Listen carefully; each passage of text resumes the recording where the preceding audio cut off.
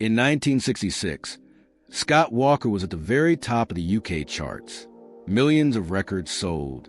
Teenage fans screaming outside hotels. Newspapers calling him the new sex symbol of the 1960s. Then, just a few years later, Scott Walker almost vanished. No scandal, no accident, no public goodbye.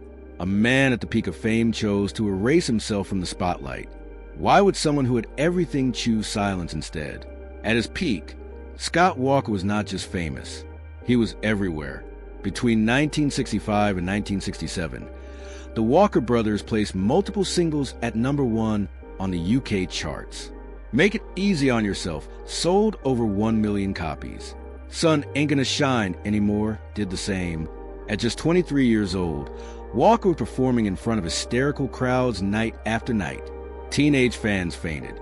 Police were called to control riots outside venues. British tabloids compared the chaos to Beatlemania, only darker, more obsessive. But behind the numbers and headlines, something didn't fit. While fans screamed his name, Scott Walker stood still on stage. Tall, motionless, almost detached. He sang love songs that sounded more like funeral hymns. His voice was deep baritone, heavy with melancholy, nothing like the cheerful pop idol people paid to see. In 1967, when the Walker brothers were at their commercial peak, Walker made a move no one expected. He began recording solo albums inspired by European cinema, Jacques Brel, and orchestral arrangements that radio stations didn't want. The sales dropped. The confusion grew. Critics were stunned. Fans felt betrayed. The industry tried to push him back into the mold that made money. And this is where the real contradiction becomes impossible to ignore. At the exact moment the world wanted more Scott Walker, he wanted out. How does someone walk away when fame is still rising, not fading? Scott Walker was born Noel Scott Engel in 1943 in Hamilton, Ohio, far from the stages and screaming crowds that would later define him.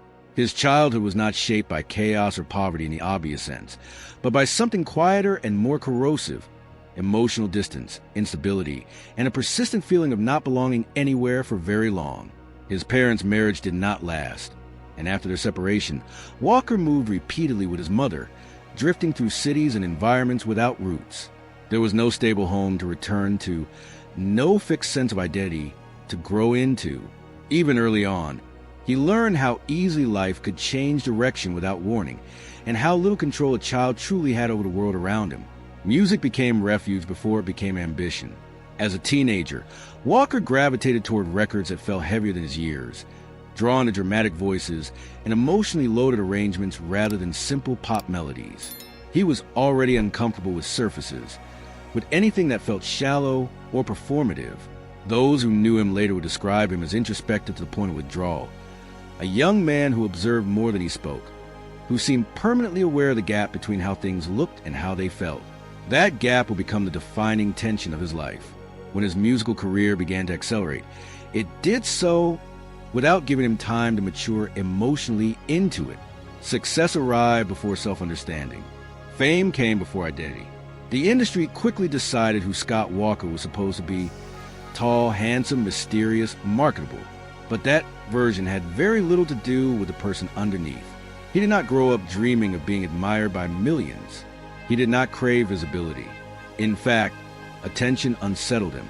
The idea of being watched, consumed, and projected onto triggered something closer to anxiety than pride.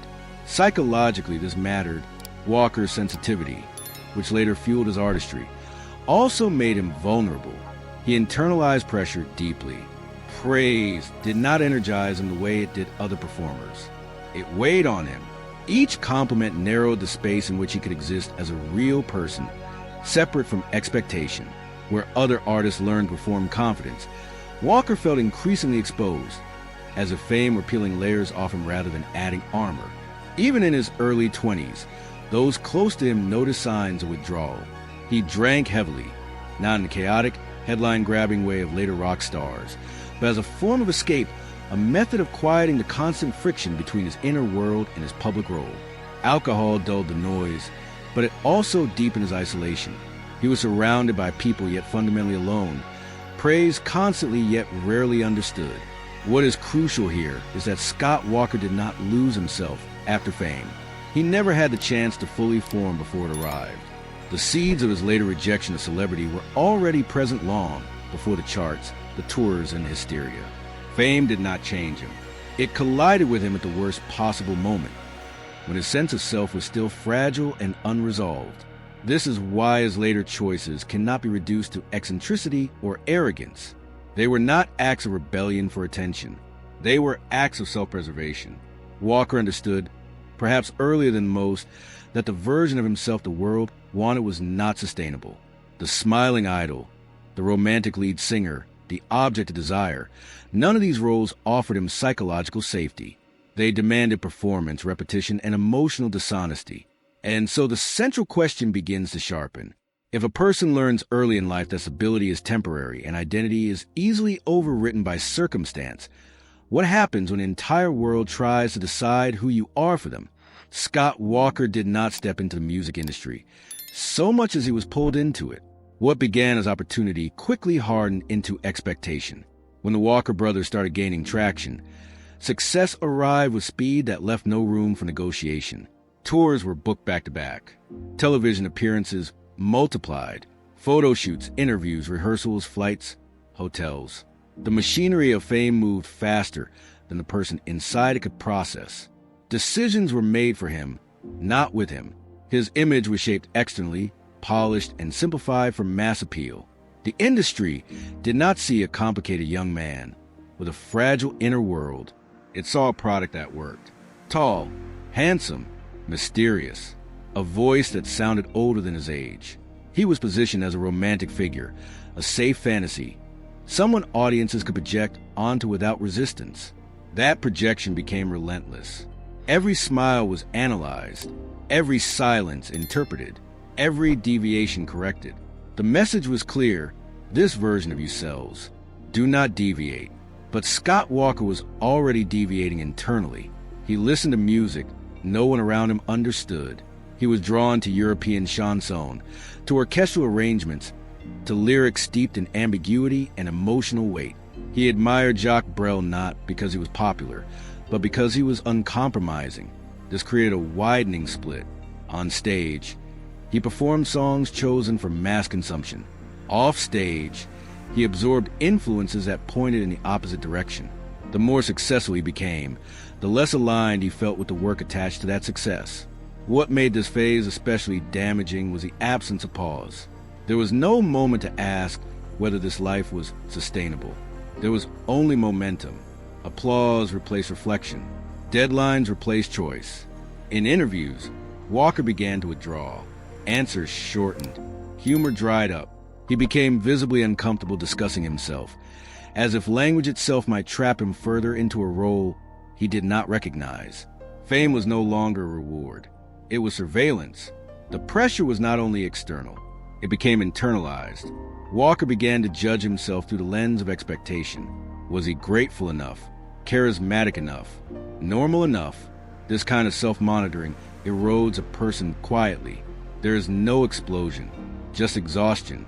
He drank more, not to celebrate, but to mute the constant demand to be someone else. Alcohol softened the edges of a life that felt increasingly sharp, but also blurred the boundary between escape and avoidance.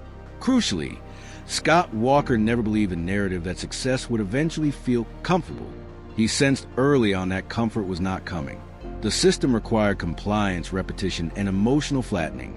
None of those aligned with who he was becoming. Music, which had once been a refuge, now felt like a contract with invisible terms.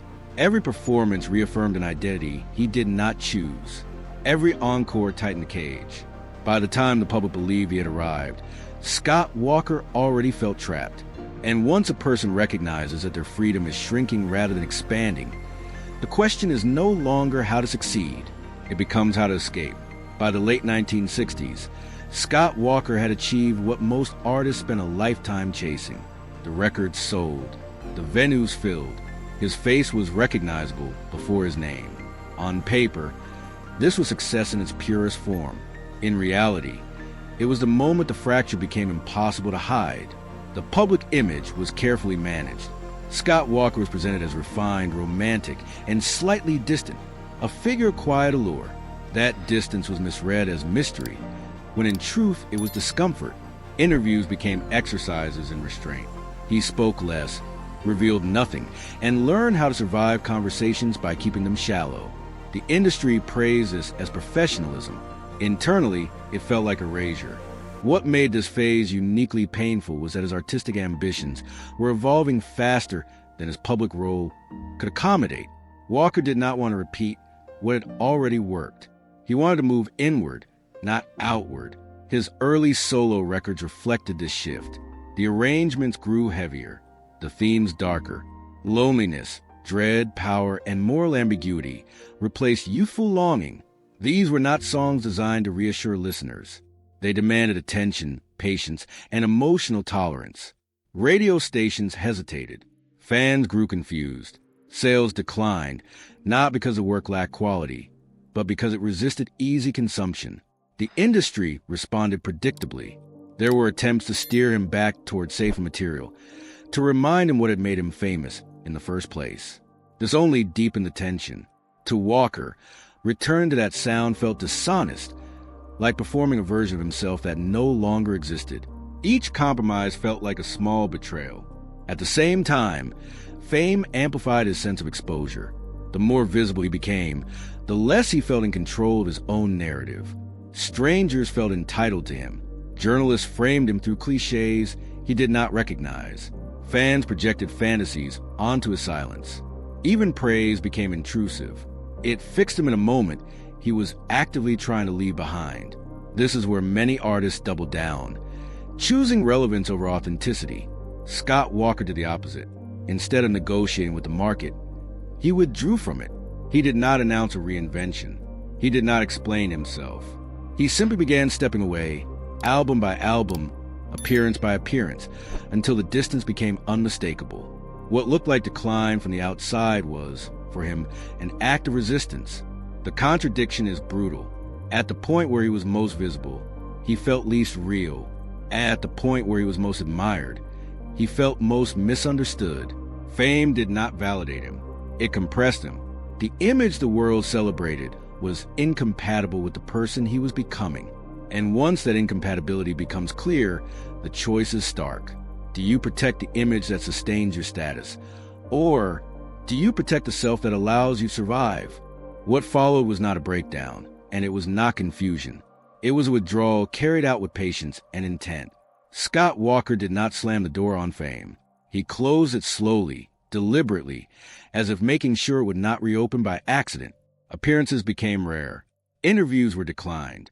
Tours stopped making sense to him. The noise that once surrounded his name began to thin out. And for the first time, that silence did not feel like punishment. It felt like relief. From the outside, this period looked like self-sabotage. Record labels worried. Journalists speculated.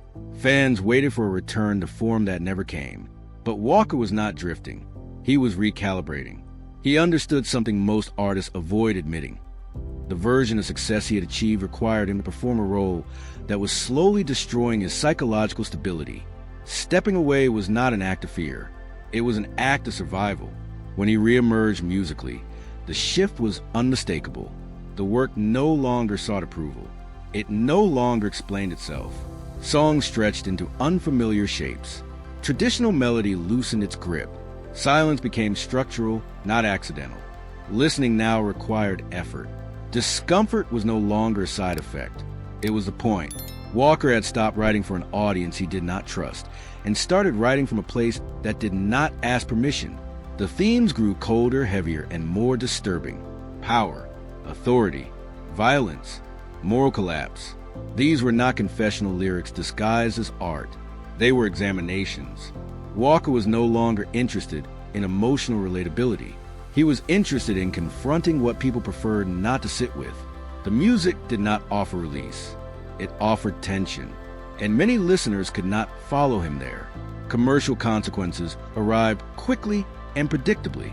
Sales declined. Radio support disappeared. The infrastructure that once elevated him quietly disengaged. But unlike before, Walker did not panic. He did not negotiate. He did not soften the edges to win people back. He accepted the loss with a kind of calm that unsettled those watching from a distance. For the first time in his career, the work belonged entirely to him, unmediated by expectation. This period is often misunderstood as isolation caused by failure. In truth, it was isolation chosen over compromise. Walker was precise about his boundaries. He took long gaps between releases, sometimes years, refusing to participate in cycles of relevance that felt artificial to him. He did not explain his absence. He did not frame his choices as statements. He allowed misunderstanding to replace visibility, and he seemed comfortable with that trade. Psychologically, something shifted. The man who once felt crushed by attention now found coherence in distance. Without constant scrutiny, his inner world stabilized. Without the demand to be accessible, his focus sharpened. The fewer eyes on him, the more intentional his work became. Silence was no longer a void to be filled. It was a tool. It protected him from being consumed again. There is something deeply unsettling about this phase because it lacks drama. There is no public meltdown, no scandal, no redemption narrative, just a narrowing of the path until only one direction remained. Walker accepted marginalization as the cost of honesty. He chose to step outside the system rather than be defined by it, fully aware of what he was giving up in the process. As the distance from the mainstream grew, Scott Walker's work crossed a threshold that made return impossible. The music no longer merely resisted commercial logic. It rejected it outright. Sounds were chosen not for beauty, but for impact. Percussion hit like blunt force. Strings did not soothe. They unsettled. Silence appeared where melody used to live, forcing the listener to sit with anticipation rather than release. This was not evolution designed to surprise. It was a boundary being drawn, thick and unmistakable. What unsettled many was how intentional this became. Walker did not drift into extremity. He engineered it. He took years between albums, sometimes nearly a decade, refining material with obsessive care. Each release felt less like a product and more like a statement of refusal. He was not trying to regain relevance. He was narrowing his audience on purpose, removing everyone who wanted comfort, nostalgia, or explanation. What remained was small, devoted, and largely invisible to the mainstream. This is where the paradox deepened. While the public largely forgot him, a different kind of attention began to grow. Musicians who understood the cost of compromise started paying attention. They spoke about Walker with reverence, not because they enjoyed his music in a casual sense, but because they recognized the courage behind it.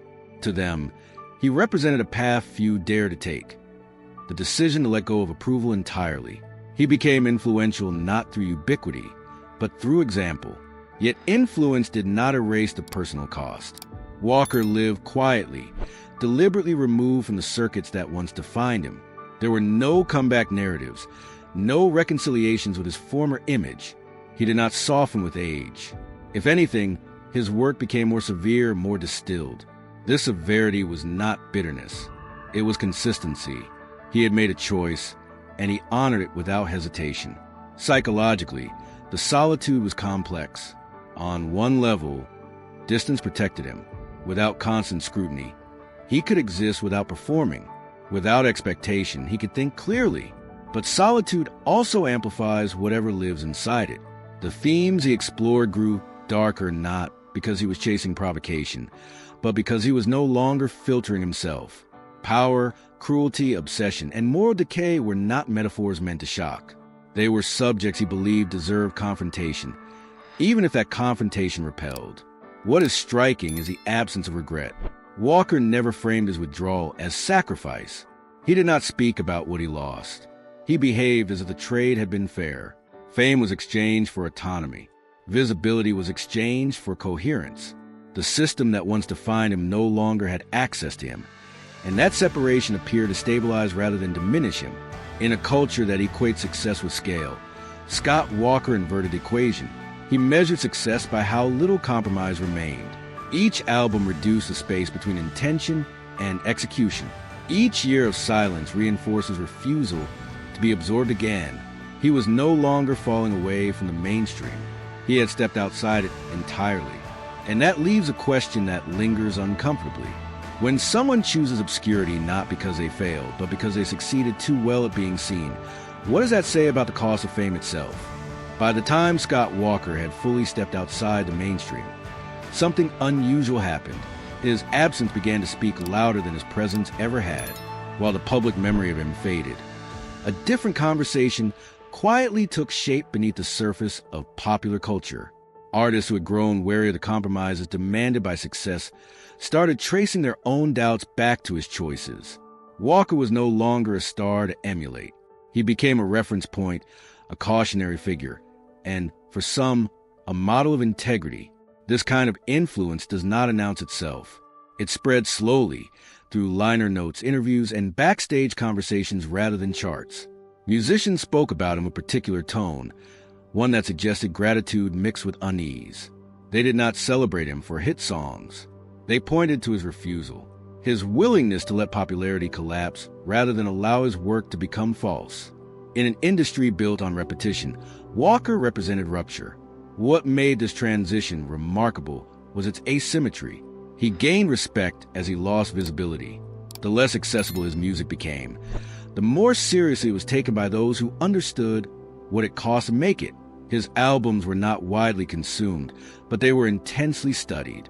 They circulated among listeners who were not looking for pleasure, but for permission. Permission to be difficult. Permission to slow down. Permission to alienate an audience in service of something more honest. Walker never positioned himself as a mentor or a symbol. He did not articulate a philosophy. He simply kept working, quietly and relentlessly, according to his own internal logic. That restraint mattered. By refusing to explain himself, he avoided becoming a brand of resistance. His choices remained personal, not performative. That is why they carried weight.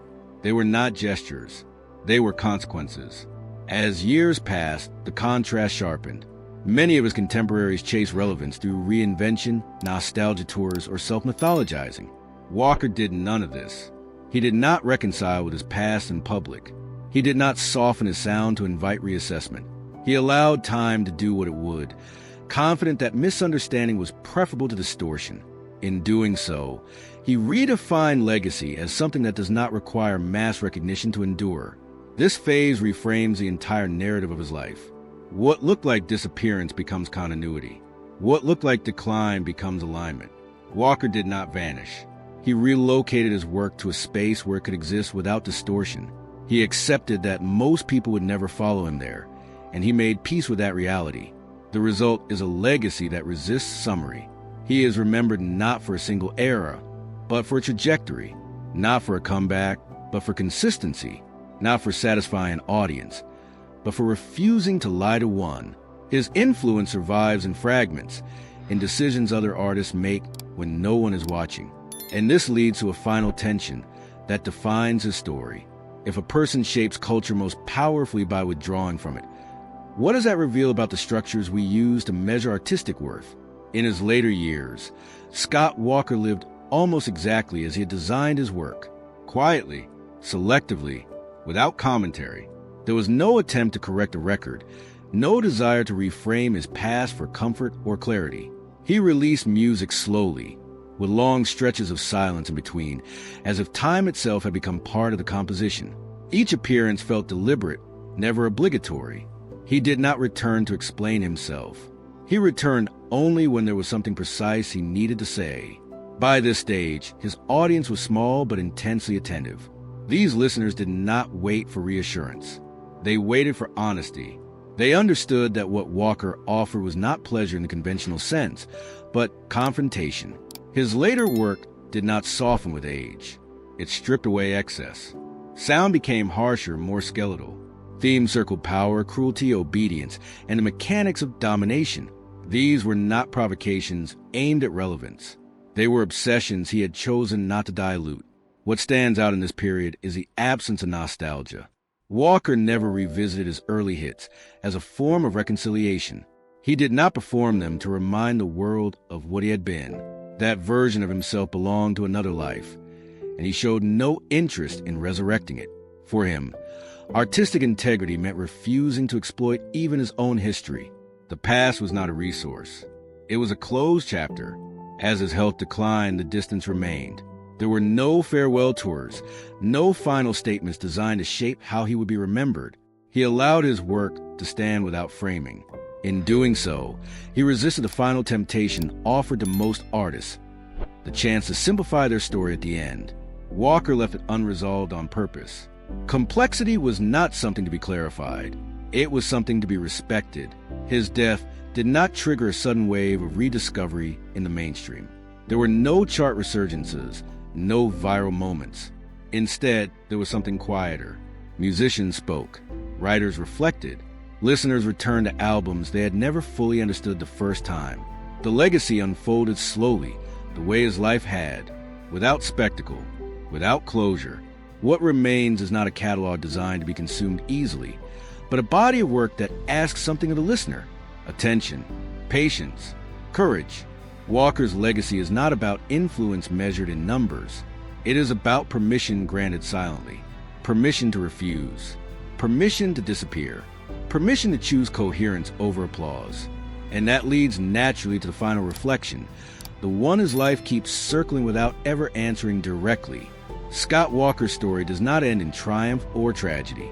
It ends in alignment.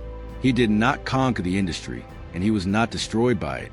He stepped away from it once he understood the cost. That choice confuses narratives built on ascent and collapse, because it refuses both. There is no moral victory here, just clarity. He reminds us that fame is not neutral. It shapes, compresses, and demands. For some, it expands possibility. For others, it erases it. Walker belonged to the second group. He sensed early that being seen too clearly would cost him the ability to be truthful. So he chose the only path that preserved his inner life, even when that path led away from recognition. In a culture obsessed with visibility, his silence feels radical. In an industry that equates worth with reach, his refusal to be reachable becomes the point. He leaves behind no slogan, no lesson neatly packaged for imitation. Only a question that lingers long after the sound fades. If success gives you everything except yourself, is it still success at all?